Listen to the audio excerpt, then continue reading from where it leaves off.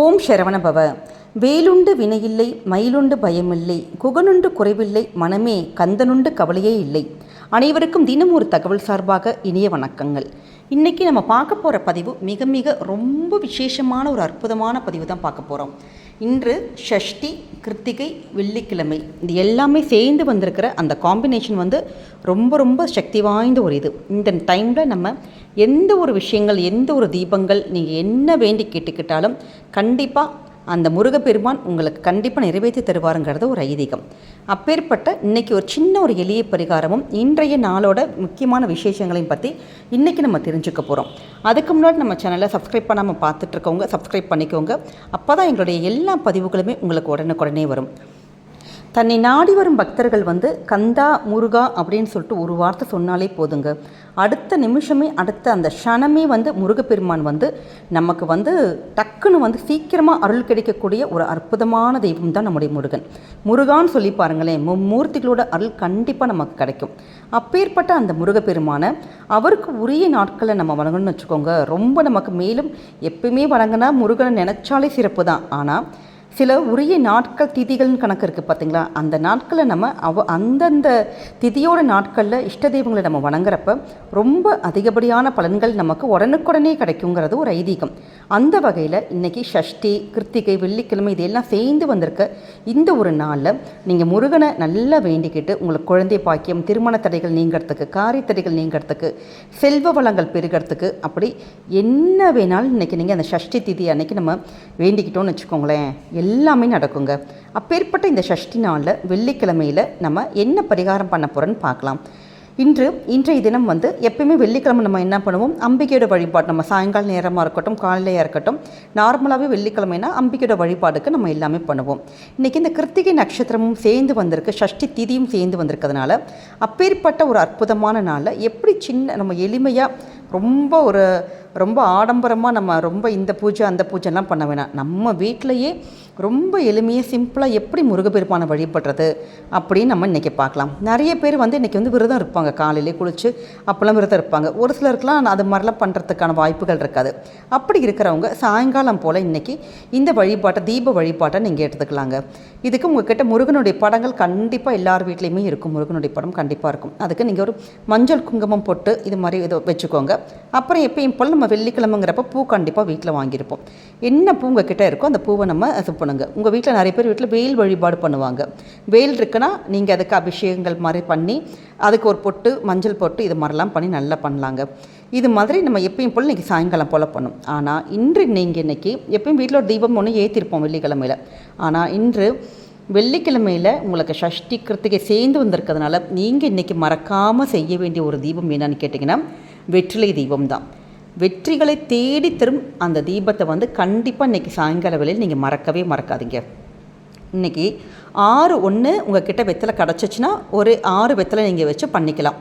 6 வெத்தலை நம்ம ஏற்கனவே நம்ம யூடியூப் சேனலில் நம்ம சேனலில் போட்டிருப்போம். இது மாதிரி 6 வெத்தலை வச்சு அதுக்கு மஞ்சள் குங்குமம்லாம் வச்சுட்டு அதுக்கு நடுவில் ஒரு சின்ன ஒரு அகல் விளக்கு, அதில் ஒரு பஞ்சத்திரி போட்டு நெய் அல்லது சுத்தமான ஒரு நல்லெண்ணெய் அதை மட்டும் விட்டு நீங்கள் முருகன் முன்னாடி ஏற்றுவோம். இப்போ எங்களுக்கு 6 வெத்தலையெல்லாம் கிடைக்கல, ஒரே ஒரு வெத்தலை கிடச்சா கூட போதுங்க.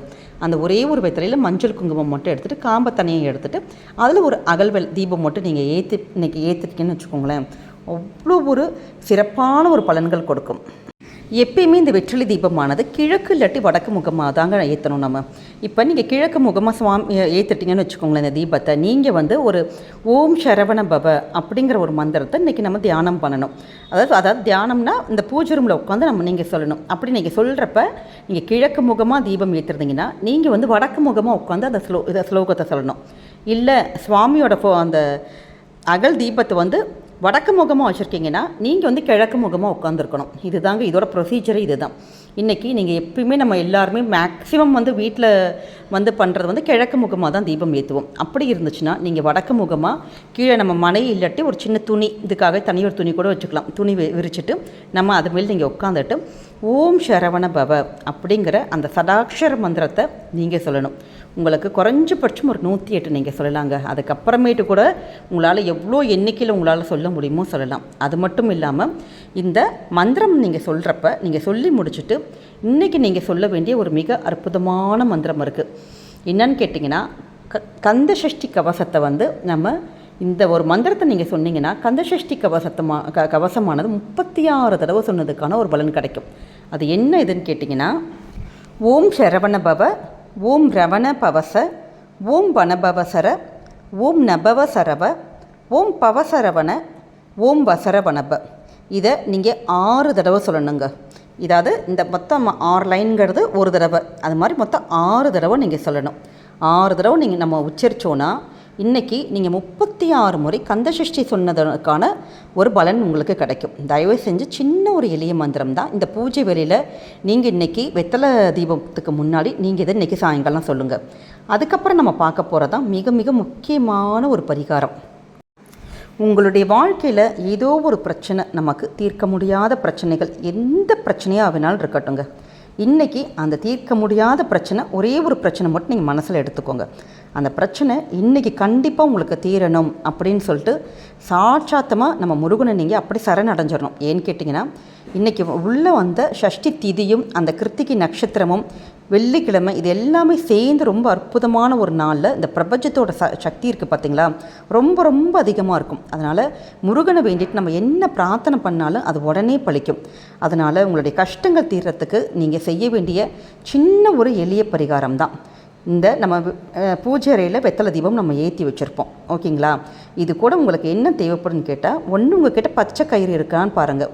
உங்கள் பூஜை ரூமில் பச்சை கலரில் ஒரு கயிறு இருந்தால் உங்களுக்கு அது ரொம்ப பெஸ்ட்டு. அப்படி உங்களுக்கு பச்சை கலர் கயிறு இல்லை, உங்களுக்கு மஞ்சள் கலர் கயிறு தான் வீட்டில் பூஜை ரூமில் இருக்குன்னா மஞ்சள் கயிறு தாராளமாக எடுத்துக்கலாம். அந்த மஞ்சள் கயிறை நீங்கள் நல்ல சுவாமிக்கிட்ட, இல்லை வெள்ளை நூல் தான் அவங்க எங்ககிட்ட இருக்குன்னா பரவாயில்ல, அந்த வெள்ளை நூலில் மஞ்சள் இருக்கும் பார்த்திங்களா, நமக்கு பூஜைக்கு வச்சுருப்போம் பார்த்திங்களா, அதை நீங்கள் மஞ்சள் மட்டும் அதில் போட்டு மிக்ஸ் பண்ணிங்கன்னா அந்த கலர் அப்படியே மஞ்சள் ஆயிரும்.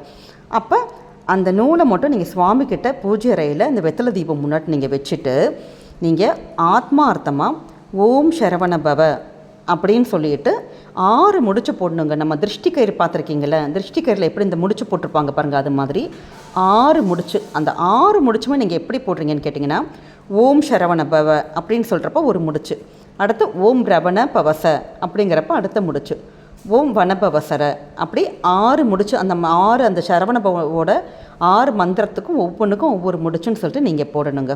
இந்த 6 முடிச்சு போட்டதுக்கப்புறமேட்டு அந்த கயிறை நீங்கள் இந்த வெத்தலை தீபத்து பக்கத்தில் வச்சுட்டு உங்களோட ஆத்மார்த்தமாக உங்களுடைய பிரச்சனைகள் சொல்லி வேண்டிக்கோங்க. உங்களுடைய உள்ளங்கையில் அந்த அந்த கயிறு மஞ்சள் கயிறை நீங்கள் கையில் நீங்கள் எடுத்துக்கோங்க. உங்களுடைய உள்ளங்கையில் வச்சுட்டு அந்த வெத்தலை தீபம் முன்னாடி உங்களுடைய பிரச்சனைகள், உங்களுடைய கஷ்டங்கள் எதுவாக இருந்தாலும் அது இன்றைக்கோடு நீங்கள் தீர்த்து கொடுக்க முருகா அப்படின்னு சொல்லிட்டு நீங்கள் வேண்டிக்கணும். நிறைய பேர் கேட்கலாம், வீட்டில் வந்து என்னுடைய கணவருக்கும் பிரச்சனைங்க, பிள்ளைங்களுக்கும் பிரச்சனை அப்படின்னா ஒரு 2-3 பேருக்குன்னா நம்ம என்ன பண்ணுறது அப்படின்னு கேட்டிங்கன்னா, 2-3 கயிறு இது மாதிரி எடுத்துக்கோங்க.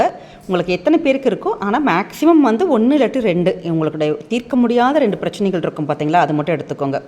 எடுத்துகிட்டு இதே மாதிரி 6 முடிச்சு அப்படி சொல்கிறப்ப ஓம் சரவண பவ, ஓம் ரவண பவச, அப்படி ஒவ்வொன்றுக்கும் ஒவ்வொரு முடிச்சு போட்டு உள்ளங்கையில் வச்சுட்டு ஆத்மார்த்தமாக நீங்கள் முருகன்கிட்ட நல்லா வேண்டிட்டு இந்த கயிறை சம்மந்தப்பட்டவங்க யாருக்கோ அவங்களோட கையில் நீங்கள் கட்டி விட்டுடலாம். இந்த கயிறு வந்து 48 நாள் வரைக்கும் எப்பயுமே நமக்கு பவர் இருக்கும். அதுக்கப்புறம் ஒன்று கால்படாத இடத்துல போட்டுருங்க, இல்லாட்டி ஏதாவது கோவிலில் மரத்தில் நீங்கள் இந்த கயிறை வந்து நீங்கள் கழட்டி விட்டுடலாம். இவ்வளோதாங்க. சின்ன ஒரு இது தான், சின்ன ஒரு எளிய ஒரு பரிகார முறைகள் தான். ஆனால் நீங்கள் ரொம்ப நம்பிக்கையோடு இந்த ஒரு பூஜை முறையை நீங்கள் செஞ்சு பாருங்களேன். வெத்தலை தீபமும் இந்த ஒரு மஞ்சள் கயிறு வச்சுட்டு நான் அந்த ஒரு முடிச்சு போட்டு அந்த ஒரு சின்ன ஒரு எளிய பரிகாரம் நீங்கள் முருகன் மேலே முழு நம்பிக்கையோடு செஞ்சு பாருங்கள். கண்டிப்பாக முருகன் வந்து உங்களை கைவிடவே மாட்டார். ஏதோ ஒரு ரூபத்தில் அவர் வந்து முருகனுடைய பக்தர்களை எப்பயுமே சோதிக்க மாட்டார். கண்டிப்பாக உங்களை அந்த பிரச்சனையிலேருந்து மீட்டு கொண்டு வருவார். முருகன் மீது அளவு கடந்த பக்தி உள்ள முருகனுடைய பக்தர்களுக்கு இந்த பரிகாரமானது ஒரு வரப்பிரசாதம். நம்பிக்கையோடு செய்யுங்க, கண்டிப்பாக கடவுள் உங்களை கைவிட மாட்டார். மீண்டும் வேறொரு நல்ல பதிவோடு உங்களை சந்திக்கிறோம். இந்த பதிவு உங்களுக்கு பிடிச்சிருக்குன்னா உங்கள் ஃபேமிலி மெம்பர்ஸ், ஃப்ரெண்ட்ஸுக்கு நீங்கள் ஷேர் பண்ணுங்கள். அவங்க இதை பார்த்து பலனடைஞ்சாங்கன்னா நிச்சயம் அந்த புண்ணியங்கள் உங்கள் குடும்பத்தை தாங்க சேரும். நம்ம சேனலில் வந்து நிறைய பேர் சப்ஸ்கிரைப் பண்ணாமல் பார்த்துட்ருக்காங்க. நீங்கள் வந்து சப்ஸ்கிரைப் பண்ணி உங்களுடைய சப்போர்ட்டுகளும் உங்களுடைய ஆதரவுகளும் எங்களுக்கு கொடுங்க. மீண்டும் வேறொரு நல்ல பதிவோடு சந்திக்கிறோம். நன்றி கூறி விடைபெறுவது உங்கள் தினம் ஒரு தகவல்.